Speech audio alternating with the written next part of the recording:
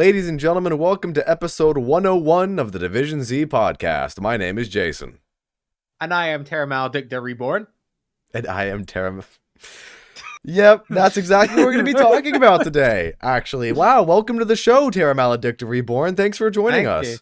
You can just call me Reborn. That's fine. Yeah, Terra Maledicta exactly. Reborn is my father's name, so... Oh, of course. Yeah, Mr. Reborn, Mr. Yes. Terra. Yeah, ladies and gentlemen, welcome back to another episode of the podcast.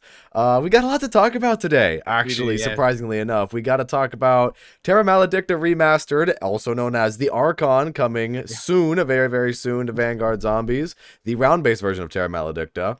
Vanguard is probably not canon anymore because of what's happening in Season 5. And just, we're going to be talking about all the content that Vanguard and Warzone is going to be getting soon. So, I mean, hey, there's no better place to start than in the Dark Ether with the Archon. And as you can see behind us, this screenshot that we have was normally a Terra Maledicta screenshot for our background for the podcast. But now it's a Terra Maledicta and the Archon screenshot. So we got two maps behind us at the same time, which is, you know what? Hey, that's just efficiency, right? That's just efficiency. Well, there you go. There you go. Let me tell you something, right? Absolutely genius, right? Like top tier knowledge to change the aesthetic of the map from like maybe more of a red to a green. Now I like that change. I think it warrants a whole new map, right? And honestly, I think it's going to be like us going from Nectar to like Origins in terms of map quality once it comes out, just because of the color change. What are your thoughts on that? I mean, not just the color change, but round-based. Round-based. The most important thing is the round-based. Terra Maledicta in round-based form. Man, I think this is actually kind of funny that we're here, to be honest, because I think everybody, including myself, when Terra Maledicta first came out, we were like, man, this would be better as a round-based map. And then now we get that in Zombies, in Vanguard Zombies, and now everyone's like, huh? The thing is, we all kind of knew we were going back, because we knew we'd have to go and then go back to Egypt anyway. Yeah. So, because that was wasn't that originally in Terra Maledicta lore or something, like going back to Egypt, Shinonuma? Yeah, well, the thing is with Vanguard Zombies, it's very strange how they kind of made the story this year, where it's, you start here, you go back to the first place, then you go back to the second place. And it's like, well, it's kind of interesting, I guess, but I feel like it would have worked out better if it was maybe like additional DLC, like added DLC. But at the same time, people were people wanted to see Terra Maledicta in round-based form. That's what we're getting here with the Archon. And it just so happens to be green too, which, hey, you know what? Green Dark Ether camo makes sense now all of a sudden. Well, there you go. And here's the thing, right? I don't imagine they wanted to do this, no, as the final map. I think, to be honest, there wasn't supposed to be round-based anyway, right? Of course. But they made up for that with Shinonuma, and now this, obviously. Ideally, they probably would like to do a new map, but obviously that's not the case. But I think it's worth noting that the game will play completely different as a round-based map, and I would even class like Terra Maledicta as maybe an early build of the map. I would even consider it like the full experience. I'm just being optimistic here because I get what you mean though. Yeah, I think it'll play good. And here's the thing, right? Even if the map plays similar, there's one thing that is going to be completely different that we haven't seen. I mean, we saw it in Cold War, right? But we haven't seen it in Vanguard properly before, and that is a full-blown boss fight with chord effects. Which man, that's gonna be exciting. Sick. That's gonna be the best part about this map. Yeah, and especially since Treyarch is hyping the shit out of this map up. This better be the best boss fight that we've had so far in Treyarch Zombies. They're like, oh, we put extra development time into this boss fight. We didn't add any extra covenants. We didn't add any extra, whatever. We did most of the development time was on the boss fight. And we want to make sure this is a really good boss fight that blows it out of proportion or whatever the article said that they wrote. And, man, I really hope it is. I really, really hope it is. And, I was talking about this the other day with some of the other Zombies guys. We're really hoping that, the Easter egg is, 2 or 3 simple steps. And then the boss fight itself is, really tricky. Yeah. And it's, a fully fledged epic final battle with the Lord of the Dark Ether himself. You know, just this epic battle of just, yeah. So, I mean, the article itself also kind of hinted at the Easter egg steps too. What was it? The trial of mindfulness, the trial of like spirit, the trial of something like there's gonna be like 2 or 3 of these trials that you have to complete, and then you fight Cortifex. So I hope these trials are like really easy, and then we, you know, get onto the difficult part. I reckon they're probably just going to be like objectives from, well, you know, Terra Maledicta. Oh, you think so?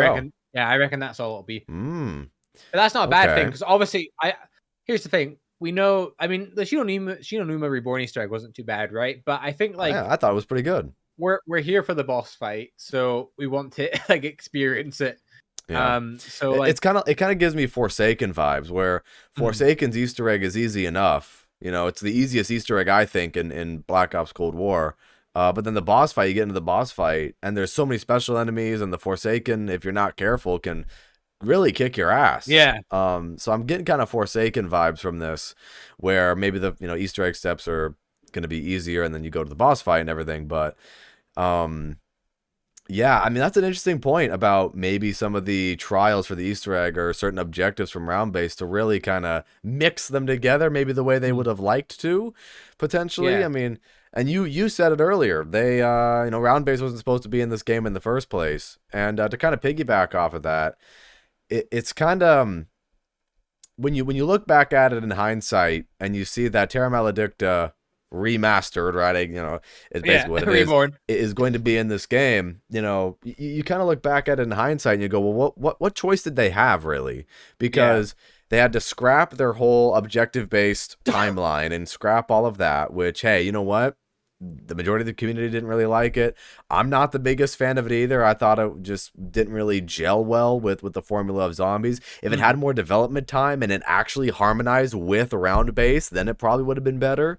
But it just felt kind of clunky. So they had to scrap all of that. And then now you get to the point where they have to build round base from the ground up as fast as they can. So the first thing they do is, you know, Shinonuma. I believe there was a I forgot where this originated from, but I hear people all the time saying that whenever Treyarch is working on a new engine or working on a new game, they always remaster the original World at War Zombies maps on it first to make sure things are playable. Oh, cool. I don't remember where that came from, but I know people have talked about that before. So if that's true, then I guess that's cool. And so like Shinonuma is kind of maybe an example of that, where it's like, okay, they got Shinonuma round base to work because that's what they do. They experiment with the original World at War maps first, and then they're like, hey, screw it, let's just add an Easter egg to that. And so now with the Archon, they already have Terra Maledicta in the game. Yeah, you know, they already have something there. Just build upon that instead of building something from the ground up, because they already have their hands full with their game in 2024. They're allegedly working on Modern Warfare 2, helping out with the ranked game mode, and, you know, maybe some other projects in the future that certain leakers and certain people have talked about that may or may not be true yet. We don't know. But, I mean, can you blame them at this point? I'm not saying it's like, oh my god, this is the best thing ever. Oh my god, this is the same map twice in different contexts in the same game. Wow. Like, what I'm the most excited about is the story. What I'm the most excited about is the conclusion and the boss fight, you know? Exactly. Would I have preferred a completely original map that has nothing to do with Terra Maledicta, but also takes place in Egypt? Absolutely. Of course. Who doesn't want original maps? Who doesn't want things like that? But I'll take this because at least it's going to be Terra Maledicta, but different. You know, it's going to be that round-based formula, and I'm willing to give it a try before I say, oh, it's just going to be really bad. Even though... Is this our first map in Egypt? No, because Terra Maledicta. No, okay, scrap that. First round-based map. Round-based? Well, if you want to count 9 takes place in the Roman Empire in Egypt. That's true, but I guess it's more like I mean, temple, like... Well, hang on a second, because 9, Chaos storyline, Dark Ether storyline, it's all connected now, right? So... There you go. You want to know something? There you go. You're completely right. Dude, 9 was Terra Maledicta 0.5. Where this is the third time this map's been made. Come on, guys. Come on. But here's the thing, right? Here's the thing. I think they'll hint at more chaos on this last map. 100%. I think they'll have a few like references here and there. And I mean, actually, I don't know. Did you read the comics? No, because I know we talked about this ages ago, right? With the comics and the fact no one reads them. But wasn't there ones set with Bruno in like Egypt, like Morocco? Morocco. Oh, never mind. But still, right? Like I can so see there being like hints and like still in Africa. I mean, you're close. Close enough, right? But no, I can definitely like see some chaos stuff maybe mentioned and like referenced. And who knows? Cold War 2. I mean, whatever game it's going to be, maybe we'll have some of the Chaos crew back. Who actually knows? But I mean, I'm excited for Terra Maledicta Reborn, and that's what I want to call it. I am going to call it that. I'm not going to call it. You're not going to call it the Archon. No, I'm going to call it Terra Maledicta Reborn, because that's what it is. It's Terra Maledicta Reborn. And to be honest, I think they had a missed opportunity there to just call it that. I mean, for a minute, think about it, right? What if they called it that? Do you think people would be like find it more funny than anything? I mean, people would absolutely find it more funny, right? But I mean, just no, though. Terra Maledicta Reborn. I mean, hey, because the Archon, for those of you who don't know, the Archon is like the ruler, the leader, that's what the word means. So Cortifex is the Archon, and we have to fight the leader of the Dark Ether, the ruler of the Dark Ether. So that's why it's called the Archon, for those of you who are wondering out there. And I mean, hey, we got 3 different wonder weapons in this map. No new wonder weapons, though, which I know a lot of people are very disappointed in. But the ray gun, the Wonder Waff, and the Decimator Shield. You can hold them all at the same time, though, can't you? I'm pretty sure. I think you can. There was an article written about it saying that you could, for the first time ever, you can hold 3 wonder weapons. And you know what's interesting about that, too, is we don't have Mule Kick in this game. So how can you hold all 3? Was the shield originally the shield was an actual weapon. Like a weapon, was it? You equip it. I don't know then, because Treyarch posted something about it saying for the first. Maybe they meant in the sense that like you can have all 3 of them active at the same time, like you're playing with your friends or something, and one guy's got the Decimator and whatever. So one person doesn't get a wonder weapon. How many ray guns is there? I mean, is there 2? You can get as many ray guns as you want, I think, in Vanguard, right? I'm pretty sure. Okay. That's fine then. I mean, I don't know how many ray guns you can get in like standard zombie. I can't remember, to be honest. I think is it like 2? Who knows? Who knows? Who cares? This is Vanguard zombies we're talking about. So I mean, probably right. I mean, they're bringing some good updates to the Decimator Shield too. When Terra Maledicta came out, the Decimator Shield's cooldown was 90 seconds. Then they nerfed it to 60 seconds. And now when the Archon comes out, they're going to nerf it again to 30 seconds, which, I mean, 30 seconds might still feel like a long time, but at least it's better than the full minute you have to wait. I feel like 10 would be more reasonable. So you could it's actually like usable. Like 10 or 15. 15 would be perfect. Like I would be like quite happy with like right? Or maybe like you could use like, I don't know, maybe there would be like not gonna ask them to change the wonder weapon, right? But maybe it could go past 10, and if you want to use it at 10, it wouldn't be as strong, but you could wait until it's fully charged up to 15, and then I feel like the blast from it would be cool. But hey ho, what are you gonna do? I mean, at least they're bringing it down to 30. Right? Yeah. So I mean, the Decimator, it's a decent wonder weapon when you get it in the middle of a crowd of zombies and you slam it down. And also with the Decimator Shield changes that are coming with the Archon is it's going to do more damage against the Sturmkrieger, it's going to do more damage against Zavala. So it's going to actually be more viable to use, whereas before I feel like a lot of people considered it a glorified just shield on your back so you absorb more hits. So there's that. And then what was the other change that was happening? Oh no, there's another change. Oh, the Altar of Covenants. That's right.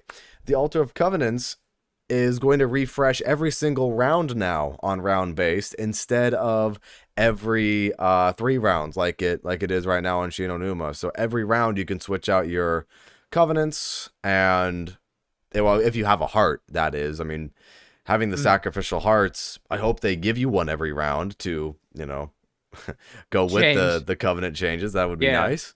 But Yeah, so there's I that. wonder if they'll bring that system back in newer games. That I feel like that was definitely their like solution to Gobblegums not being in the game.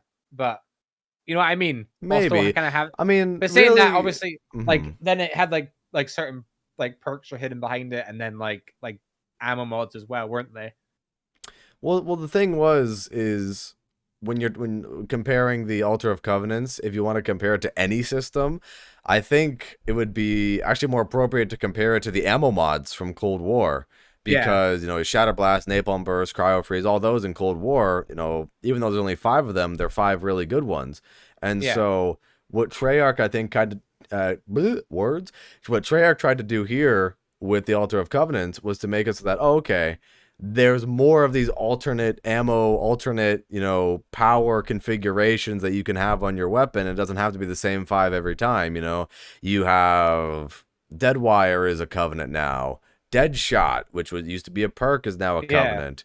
And then little parts of perks and little abilities from previous zombies games are covenants as well. Like, for yeah, example, Scrapper, the Covenant Scrapper, is the death perception ability in Cold War where you earn a little bit more salvage, and then it has its tiers. So, like, the Altar of Covenant system, I think, is good for what it's worth. I think it's a decent system. Do you It's think it should just come back? I think I'd like to see them try it again in a different way, just because I feel like a lot of the Covenants are just eh.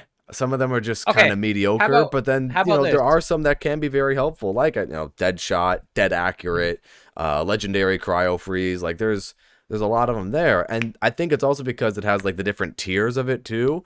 I think Yeah, people are like, oh come on, I got blue instead. I wanted the orange one, So I feel like maybe scrap the tiers and then make it so that I don't know, maybe you bring back the raw Ethereum crystals, and so you upgrade them outside the game again. I just really liked the that thing Cold War system of doing things. Like, kind of thing is, mix them together. yeah, thing is, right, is like a lot of the YouTubers. I mean, I know especially Conan Pizza was like very strong on this. Was earning stuff in game, and I can definitely understand that argument. You know, you actually you progress in game, right? You know how with the perks, obviously, you can spend more for them to like get more Mm, health and faster reloads and stuff, right? right. I can understand that, and I would want that system to come back, right? But then I feel like that feeling of progression outside the game completely goes because I quite Mm. like being able to upgrade my character and for them to be really strong in game. Well, And with then the here's alternate what we can do. covenants, Then what can here's we what we do? can. Here's what we do. Here's how you mix them both, because Okay, with Vanguard zombies, nothing like really changes. I mean, yeah, no, you buy Fiendish Fortitude and your health goes up. You buy Venomous Vigor and you have all those tiers there and your health regenerates faster. That's cool. That's great. But that's just one ability that it does, right? Black Ops Cold War, yeah, you had so many there's perks that had so multiple, many different yeah, abilities.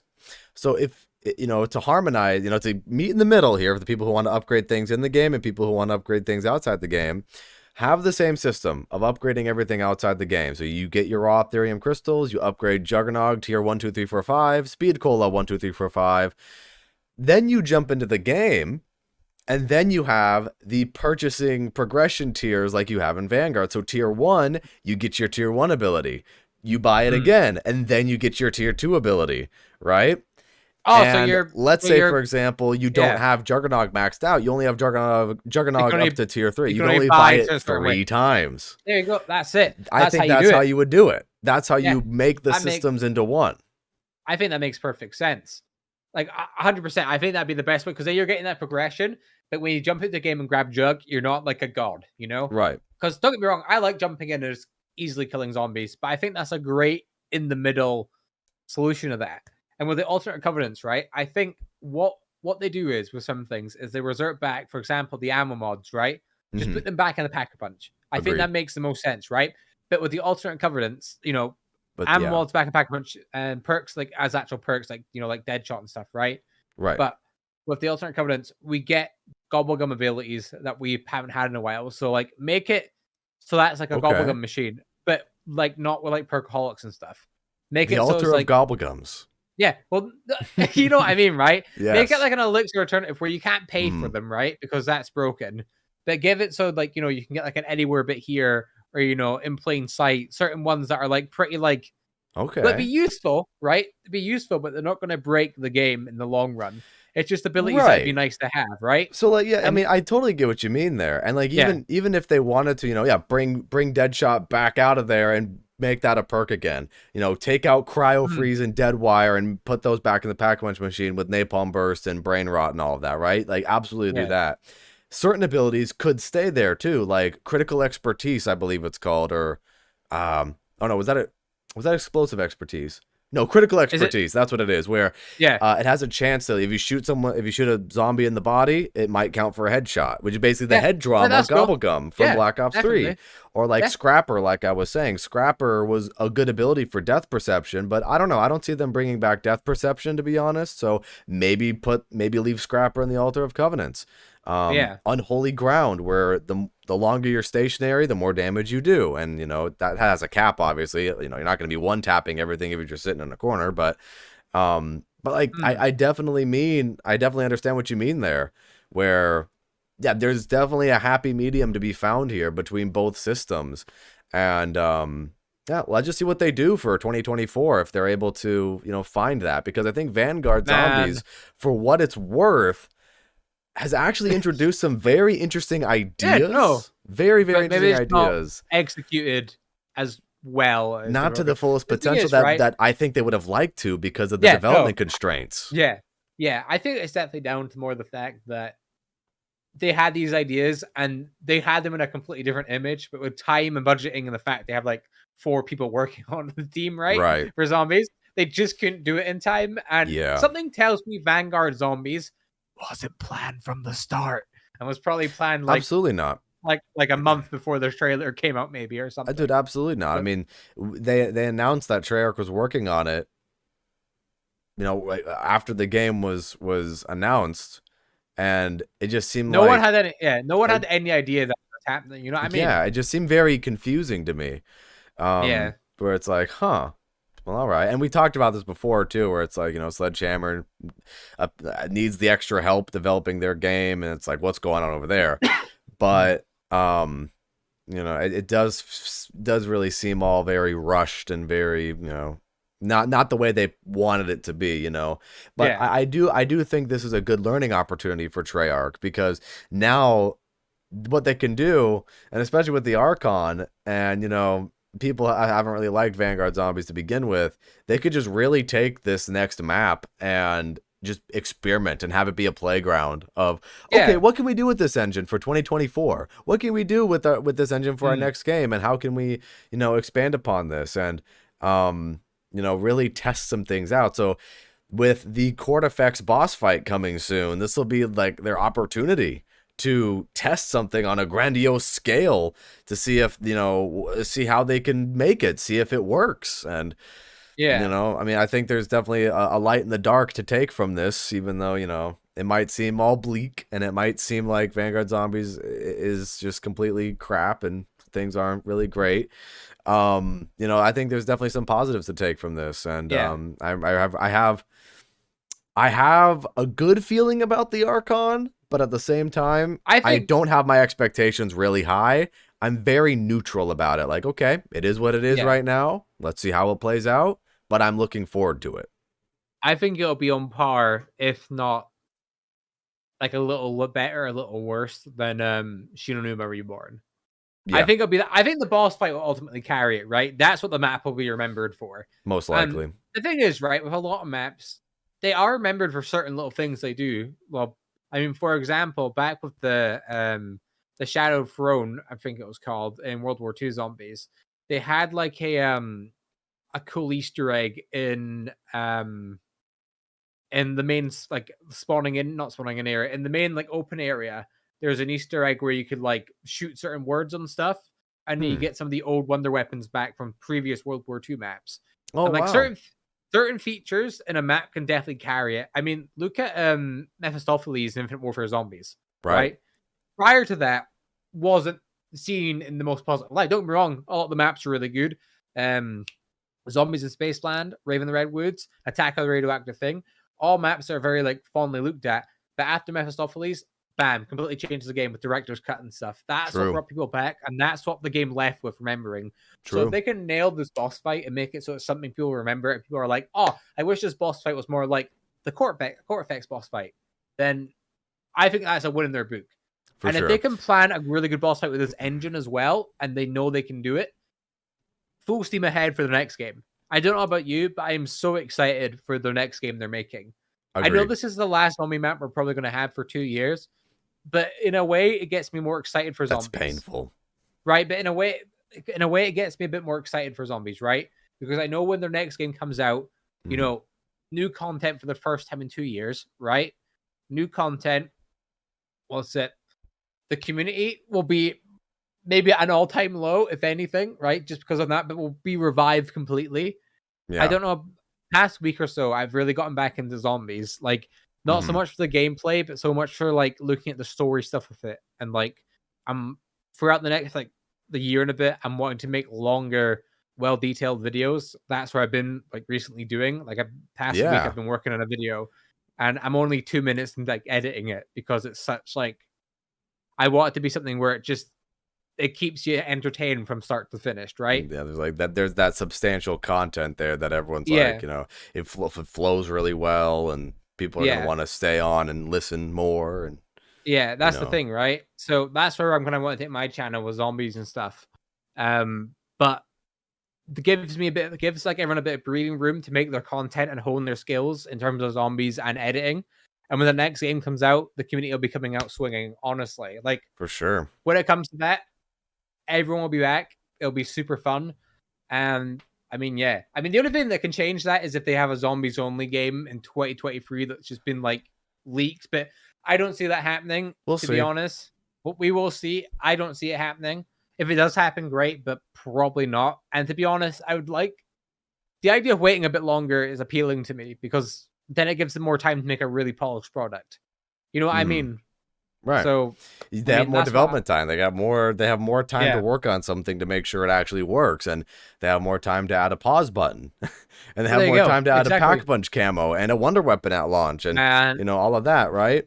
So yeah, I mean, it's absolutely going to be a good thing that they have this longer development cycle. I just really hope that Treyarch isn't pulled in 50 different directions to work on everybody else's projects, that they can't work on theirs as efficiently as they like to. But you know, kind of piggybacking off what you were saying about the Mephistopheles boss fight, I think a lot of people, because of how Treyarch is talking about the Cortex boss fight, they're going to compare this to Mephistopheles, because I think the general consensus for most people in the zombies community is that Mephistopheles is the best boss fight ever.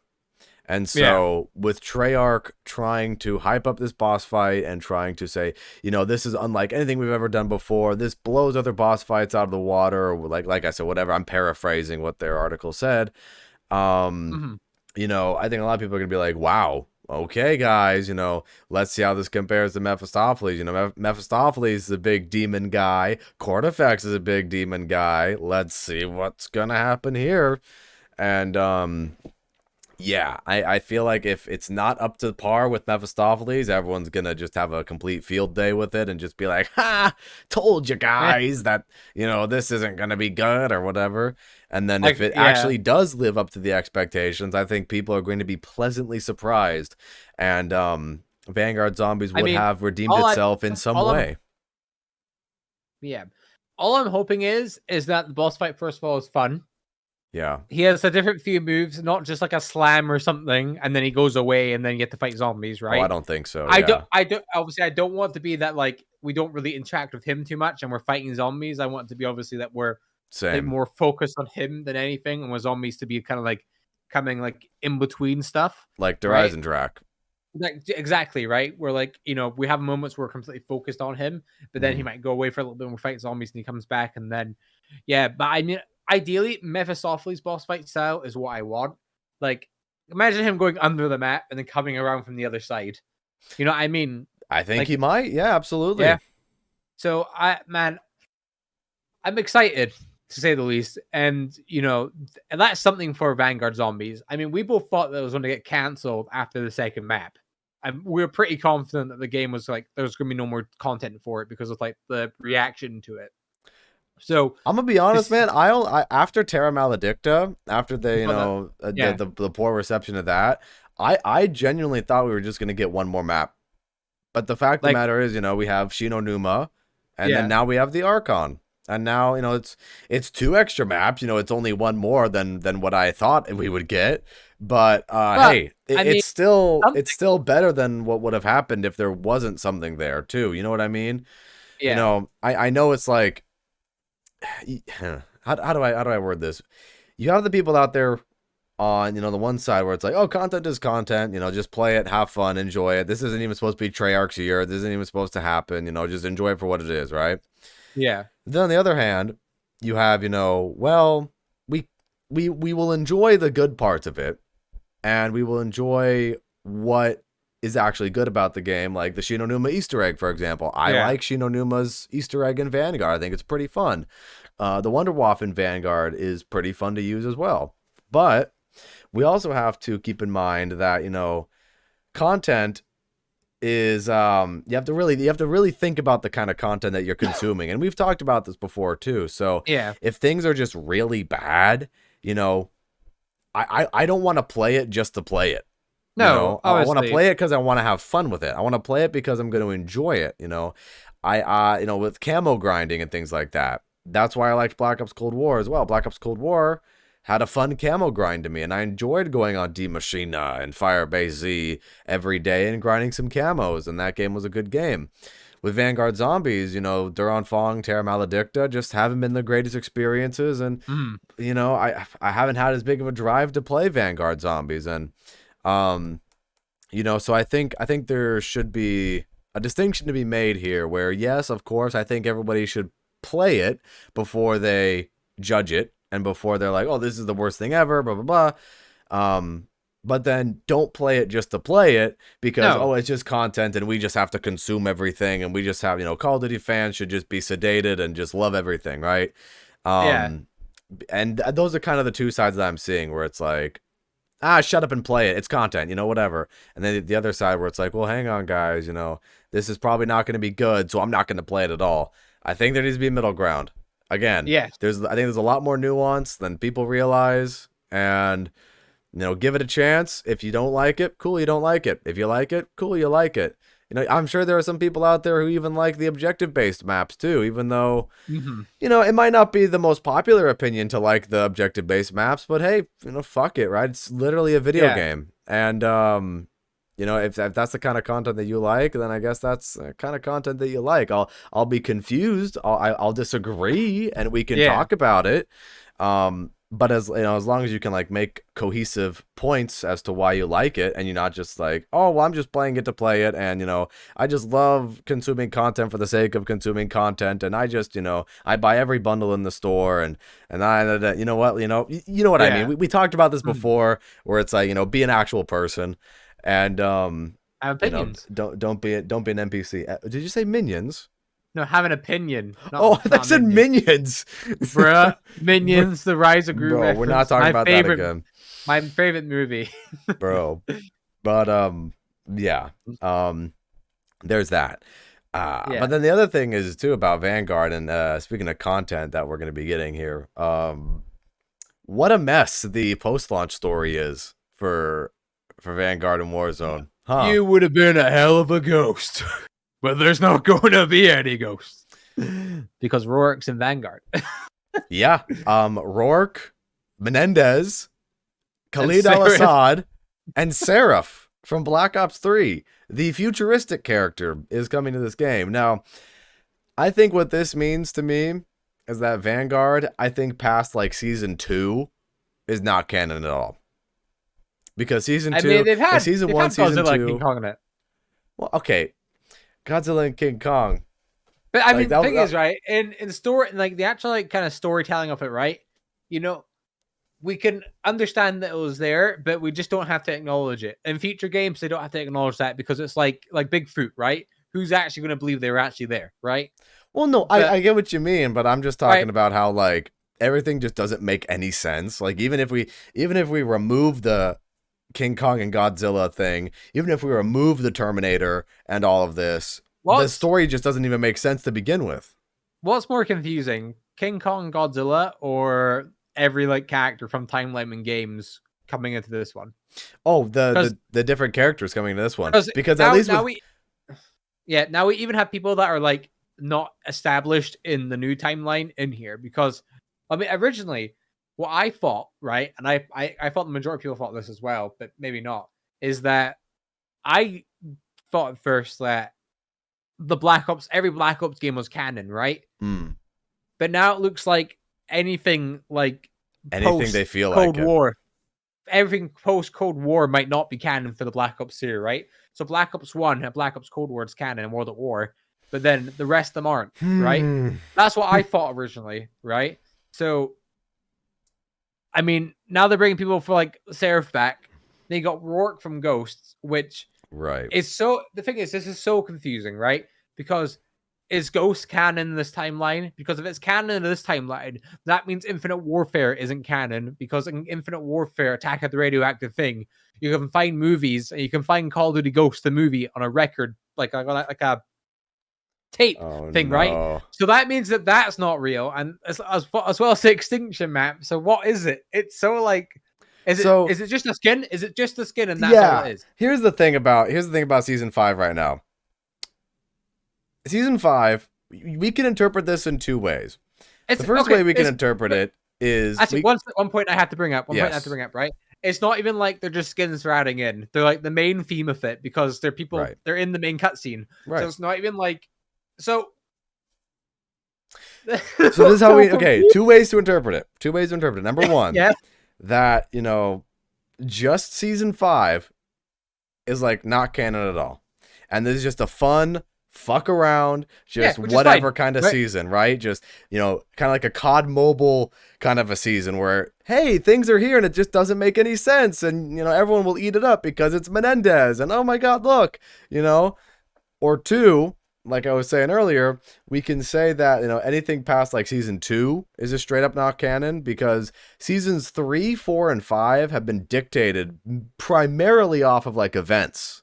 So, Godzilla and King Kong for Season 3, the Terminator for Season 4. Now we have the Villains crossover in Season 5, and then allegedly an Umbrella Academy, the Netflix show, crossover coming to Vanguard for some reason. I mean, I don't know, but like, I mean, here's my theory, and I think it solves all this, right? Rourke from Call of Duty Ghosts really meant that we're going to destroy the ghosts together at the ending cutscene. So I think him and was it Logan he dragged away? I think it was Logan. I think built a time machine, right? And Rourke went to the future to get characters like Seraph, right? And then they went back in time. Okay, now follow me here, because this is where it gets a little confusing. Oh boy, they're gonna kill Logan and Hesh's great grandfather and every other ghost grandfather ever, right? Wow. So you see when the ghost timeline starts, there ain't going to be any ghosts. There ain't going to be. Yeah, there you go. So I think that's it. I think that is the conclusion we can come to. It's actually master writing. Time travel. And Sledgehammer, honestly, deserve a raise. Okay. Has Season 5 started yet? Because I don't know. Now, here's the thing. You know what's funny about that is like... Oh, wait. One more thing. No, Ken. EM1 Advanced Warfare laser weapon in the game as well. Right. There were laser guns in World War II, by the way. I don't know if you guys knew that. But that's the thing. That's why it's got to be like a screw around season, right? Like, because I would like them to say it's canon just to get people riled up. I don't care because it's a video game, right? And I think they're just trying fun this season, right? But what if they're not? What if this is like canon in their universe? Or do you think maybe they'll just count Vanguard as not canon? Here's the thing. Zombies. I had that same thought where Vanguard in itself is just not canon except for zombies. I had that same thought. The thing is, well, no, that's not just that, but with the with Butcher, and if you remember at the end of Black Ops Cold War's cinematic, post-launch cinematic story, Mason, Hudson, and all of them meet Butcher in Verdansk, and Butcher's like, I created the Vanguard, and he talks about it. So that's why I'm saying, like, certain parts of Vanguard are going to be canon, but not everything. So that's why I'm saying, like, season 1, season 2, those are like the last 2 seasons of Vanguard that actually took itself like seriously and was like, Yeah. you know, the Nazis are doing special things around the world and we got to stop them and ba ba ba ba. And then, you know, season 3 is like, hey, by the way, Godzilla and King Kong, you know, so it's I remember I was actually like excited for Vanguard. And I not excited. I was just like, okay, if it's anything like World War II, it's going to be a great game, right? mhm, And even for the multiplayer, I enjoyed it for when I played it for the first month, but after that, I haven't really touched it, right? mhm. And man, I don't know. It's just the game's so like, it's like the prequel we never needed. We never needed this. And I mean, that's fine, True. right? I mean, a good way to compare it to, right? And don't get me wrong, this is COD, right? So it's not like super, you know, it's not that serious, right? But Breaking Bad, great show. Better Call Saul comes out, right? And that's just wrapped up, right? Mm, So many people after watching Better Call Saul will never watch Breaking Bad the same way, right? I Because see. it builds the universe so much. I I don't have to play Vanguard, and I'll have the exact same experience in the future with COD games. I Okay. me and you know, we both play Modern Warfare like 2022 or whatever, right? Right. We've not gained anything from playing Vanguard. And to be honest, right, it's COD again, right? It's a COD campaign. They shouldn't have Mm, to be this super complex stories. It should be just, you know, fun gun shooting stuff, right? And don't get me wrong, there is room. There is absolutely room for great storytelling. And I think Modern Warfare 2019 and Black Ops Cold War did a good job at that, right? But I'm not super angry. The campaign's just completely messy. I mean, we've joked about it before as well with you know, that personality, the character, the personality traits killing Nazis. Like, we're going to right. kill Nazis.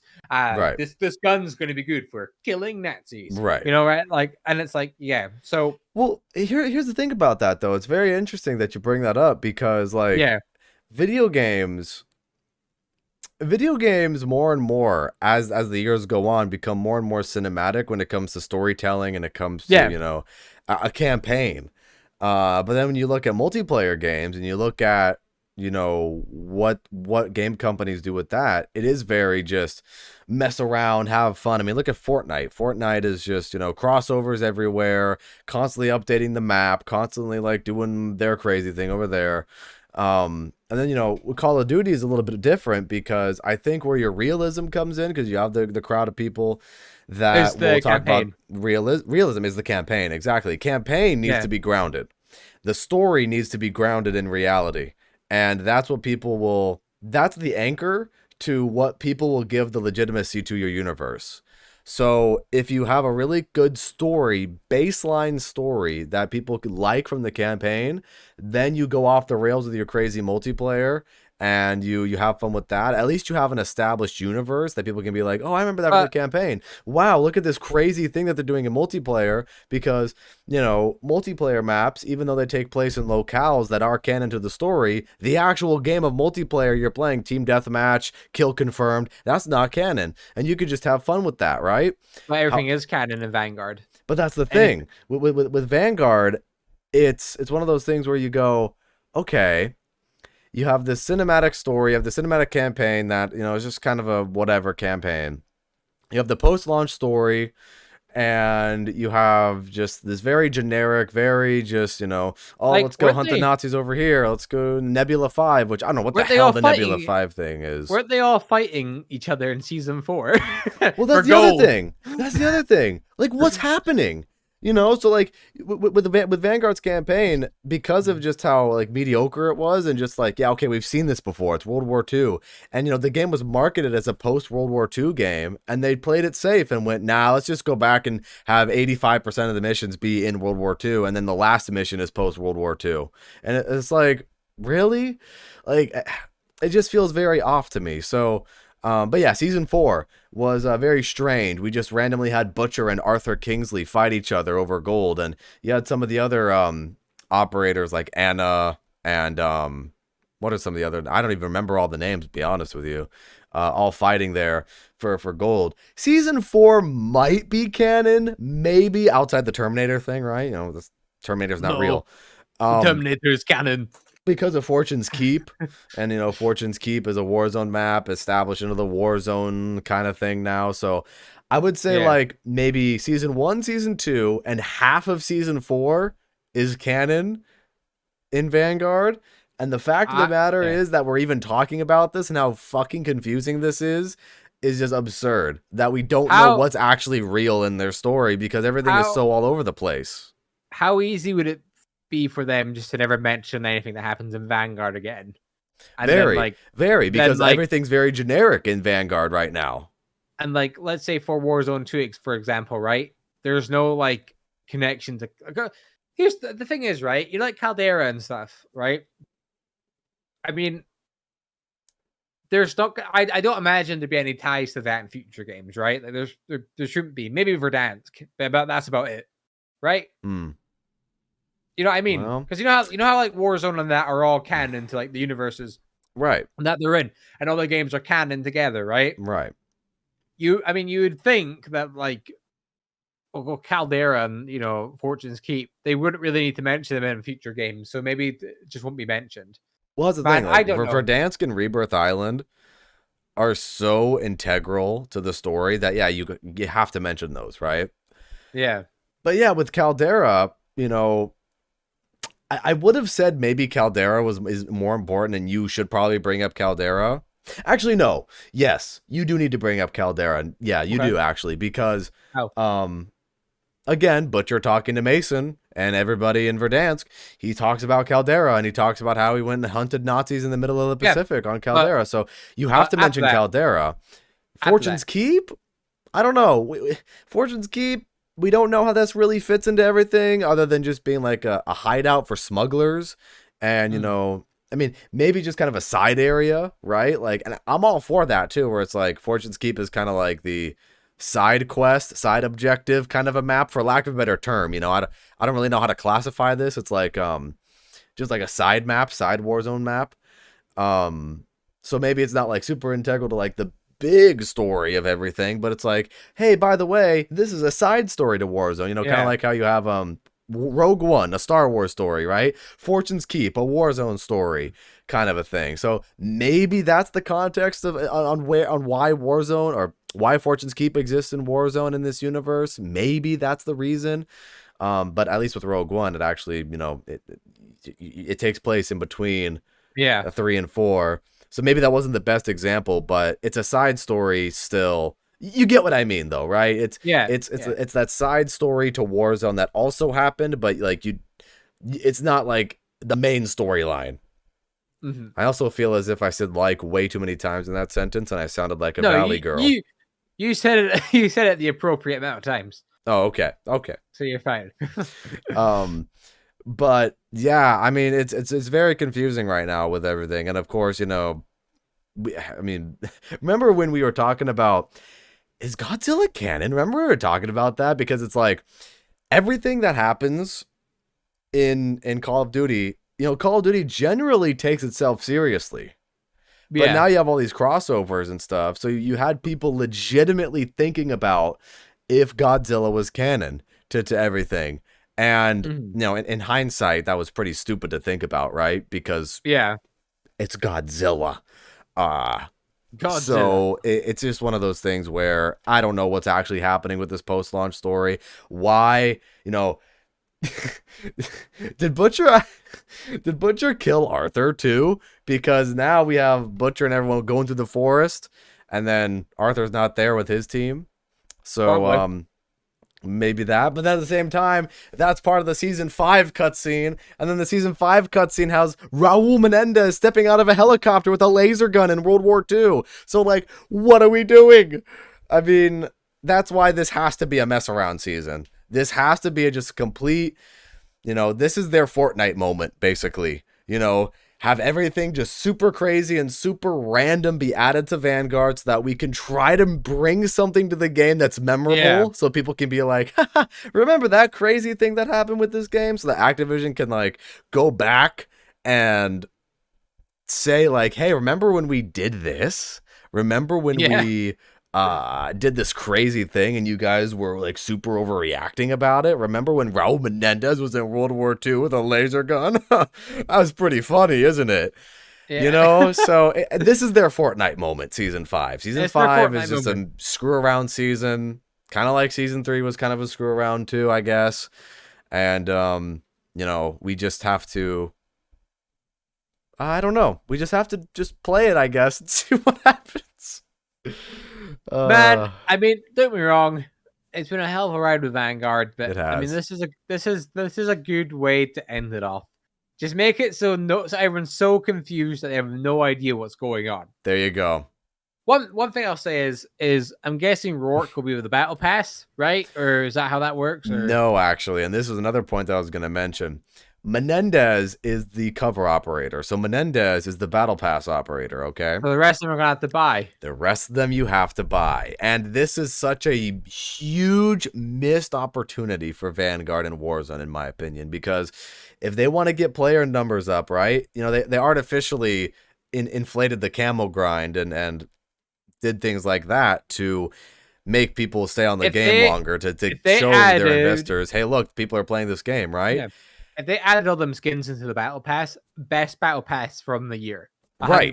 100%. I would agree. However, I'll do you one even better. Have an event. There's already going to be events in this in this season. Heroes versus villains, last call. There are going to be a couple of events in this where you complete challenges and you earn certain rewards. For example, the Heroes versus Villains event that's happening, I think, in the middle of the season, is you jump into Warzone, and depending on how many tokens you collect in the game will determine on what you unlock at the end of the game. So if the majority of people collected more hero tokens, the heroes won, and then you receive a special hero blueprint. But if the villains collect more tokens, you get more villain tokens. At the end of the game, you get the villain blueprint. And it's either going to be that or at the end of the season, right? Remember when you had to get, what was it, 10 billion headshots with that camo in Black Ops 3 zombies? Maybe it'll be something like that where it's, collect 10 billion hero tokens for the hero blueprint and 10 billion for the villain blueprint. And whoever gets there first, that's what everybody gets, So it's kind of a, there's something on the line there, which I think is really cool. But I digress. I think it would have been really fun for them to do an event where, okay, Raul Menendez, he's the battle pass operator. Cool, whatever, fine. But the other villains be unlockable via challenges. So you have a whole event where it's like, complete this challenge, and maybe it's like a super duper hard challenge, and you have to do this to get Rourke, and then you do this to get Al-Assad, and you do this to get Seraph.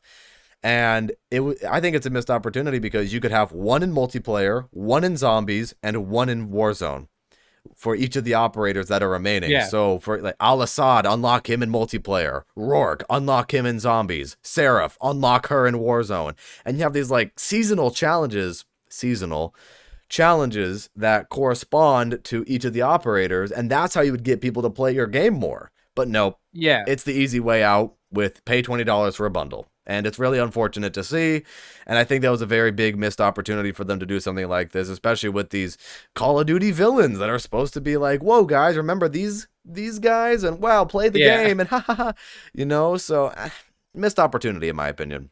I mean, I would have definitely bought like that battle pass for Rourke, at least. I guess I'm going to have to buy the actual game for him, which is fine. Not the game, the actual skin for him. I was going to say, did you uninstall? No, well, I mean, I might as well. I haven't played the game in ages, but I will obviously play for the new zombie map, and I will play for him as well. I would like to buy him as a skin. My one thing is his voice lines. Are they just gonna be ported over from COD Mobile? Because that's what his skin's from. Yeah, probably. I would assume so. And Rourke is coming in the middle of the season, by the way. Menendez and Al-Assad are the two that are going to be available at launch, and then Rourke and Seraph are coming in the middle of the season. Okay, so I have to wait. That's fine. That's okay. I mean, that would be the only skin I buy probably in this game. To be honest, I only really want Rourke because I know you really like Ghost. So yeah, so yeah. I can go with buying him. I don't really want to buy Sarah for anyone else. I'm not really. At least you can play him in Warzone too, right? Yeah, exactly. For the limited amount of time we have left on Warzone 1 before Warzone 2 comes out at the end of the year, you can play as Rourke. So that will be nice, I guess. But oh well, what can you do? I mean, I'm excited to see what happens with Warzone 1 and 2. I think it's gonna be a confusing time. Like, are they because Warzone 1 will still be up and active, and I'm pretty sure they're going to do updates to them still, because that'll be like Raven's thing, I'm pretty sure. And then Little Infinity updates, Ward, probably. but then Infinity Ward will be like working on their own one. Well, with Warzone 2, man, it's all the They're- focus is going to be going to Warzone 2. So Is that I it think completely cut it off from Warzone 1 then? After that point, Warzone 1 will be like well, I think blackout. Warzone 1 might get I think it might get small updates for stability fixes, or oh, there's this game breaking bug that we have to fix right away, something like that. But when it comes to Warzone 2, the focus is definitely going to be all hands on deck for that. And then, trying to make Modern Warfare 2 some kind of a cohesive game at launch too. I mean, there's gonna be so many things uncertain with this game that I don't know. I just don't really know. All I know and what I can assume is that most of the focus is going to be on Warzone 2, and we'll just end up playing that. Maybe that's where all of our Call of Duty content might come from in our zombies drought. Probably might have to become Warzone 2 YouTubers. This is the division's up. Oh my god, the Division W podcast for Warzone, right? Yes. Oh my god. I mean, I could imagine a worse. I mean, here's the thing, right? I like Warzone for what it is. I couldn't play it religiously every day, Phil. Probably. It's just not my style of game. Like, I don't get me wrong, I like it, but I'm quite happy with like playing multiplayer and zombies. I think when I just want to blow off steam at least, and then I'm quite happy. Again, Warzone's fun for what it is. I think Warzone 2 will be an improvement over Warzone 1. I'm excited to try DMZ mode, whatever that's going to be. True. So I'm excited. It's an exciting time. It's a confusing time for COD. It's exciting as well, Phil. As we end one thing, we're going into something maybe better. Well, probably will be better, right? I think we can say that. COD 2.0, right? Unless it's completely awful, like every COD game that comes out, then everyone will complain, and then we'll it'll be, see, man. I mean, hopefully the next year's better. They're talking highly about COD 2.0, and they're talking about the future of Call of Duty. And hey, Call of Duty Next, when that happens in September, that's gonna be our starting point. That's gonna be our, that's gonna be the first determiner whether COD 2.0 is gonna be good or not. Because I think what they're gonna do with COD Next and with future Call of Duty games as well is they're going to have a Call of Duty Next event for every COD 2.0 title.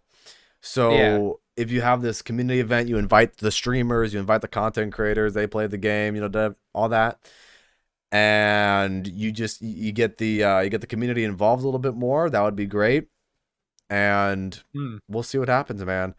COD Next should be fun to witness, witness in terms of, I'm watching it at home, watching all the other streamers play the game, which is going to be exciting. I am looking forward to watching Modern Warfare 2 gameplay. Is it going to be good? Who knows? Is it going to be bad? Who knows? But I mean, the marketing for it has been pretty good so far, I would say. They're doing a lot more behind the scenes videos. They in one of them the other day, they actually took you behind the scenes of the casting of I see. Alejandro Vargas. And how they do like their voice acting picks, and you see a bit of him when he's auditioning. The motion capture and the auditions through Zoom and all that. Like, very, very cool. Very, very cool. And I like that they're doing that. So keep it up with that kind of marketing. I think a lot of people appreciate how transparent they are, I guess, in showing people how they're making the game. Yeah. But we'll just have to see how that translates to the actual product.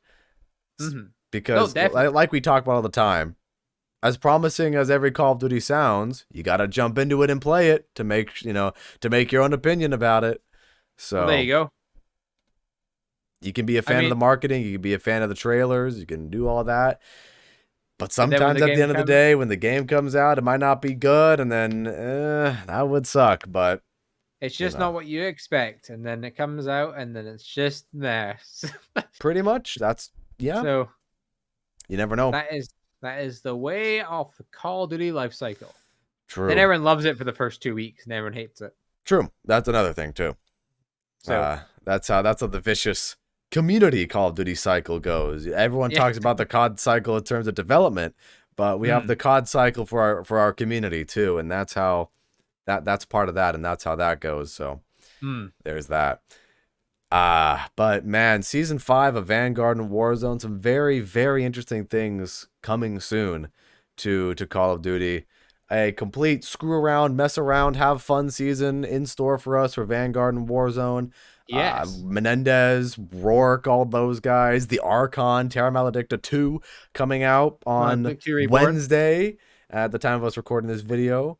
And the next time you see us, we'll be talking about the Archon. We'll be talking about the boss fight and everything that happened. So it's pretty exciting. Hope everyone enjoys it for when it comes out. I'm sure that me and Jason will. I'm on night shift that day, so I probably won't be playing it right away, unfortunately. Dang. But then I got 5 days off. 5 days off to play Terra Maledicta Reborn. To just grind it out. There you go. Grind it out. There you go. There's man. There's the silver lining. There we are. Hey, so sounds good to me. grind out the Archon there. Yes. But hey, looking forward to trying something new. It's always exciting to get new content for Call of Duty, even if it has been a little bit dampened because of the state of Vanguard and things haven't been the greatest. But it's still exciting to try. It's still exciting to try new things.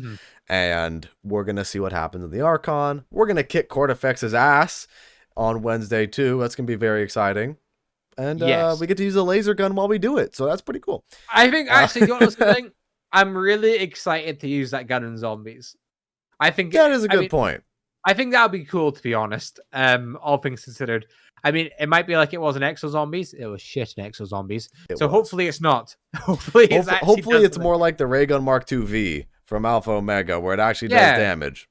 And that can be kind of like the new wonder weapon. Additional wonder weapon. The Helion Salvo was the wonder weapon of Black Ops 4 that wasn't an actual wonder weapon. The EX1 is the wonder weapon in Vanguard without actually being a wonder weapon. Maybe, I don't know. We'll see.